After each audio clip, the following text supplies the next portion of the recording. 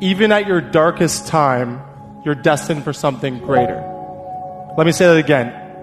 Even at your darkest time, you're destined for something greater. I was a mixed-race child growing up in a predominantly white town, raised by 2 white adopted parents. And by age 16, we had a falling out and I was removed from the family home. I was homeless and broken.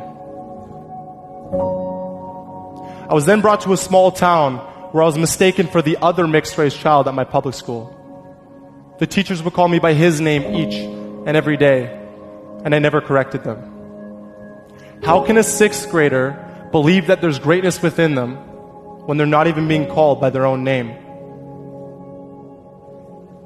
I remember being called for the first time on the playground at school, and I was confused as to why the other students were expecting me to fight him. It wasn't until I went home crying that day that I learned that I was different from every other kid at school, and my brother, and the parents explaining this all to me. It wasn't until I asked when my adopted brother's skin color was going to darken like mine that I realized that I didn't fit into this life that was laid out before me, that I was just blending in. This led to years of confusion and frustration. I began asking questions that always came back with the same answer. Malcolm, we will tell you when you're older.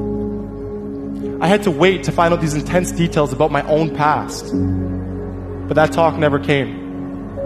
Because by age 16, I was sitting on the cold curb in the middle of January with $15 in my bank account and this letter from the Orangeville Police Service stating that I'm not welcome on or near the property of my parents' house. And I've carried that with me, both physically and emotionally.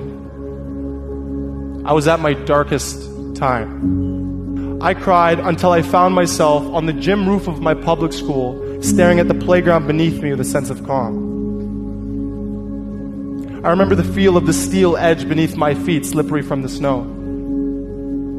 I stood up there hoping someone would notice and call the police, not because I wanted to be stopped, but because I wanted someone to care. I was at my darkest time. But that was the thought that also made me take a step backwards towards safety. That I'm not broken. The people who don't fit in are the people who stand out. The belief that even then, at my darkest time, that I was going to have a lasting impact on the world and not the pavement beneath me. Because I was once told, they say your life flashes before your eyes, make it worth watching. And I didn't like what I watched during my time spent on that gym roof. I healed my mind. I became comfortable with being different. My friend's family took me off the street to watch me succeed. I now have a place to go home to during the holidays, and there are presents under the tree with my name on it at Christmas time. I have gone on to post-secondary school where I captained Durham College's men's first rugby team to an OCAA gold medal.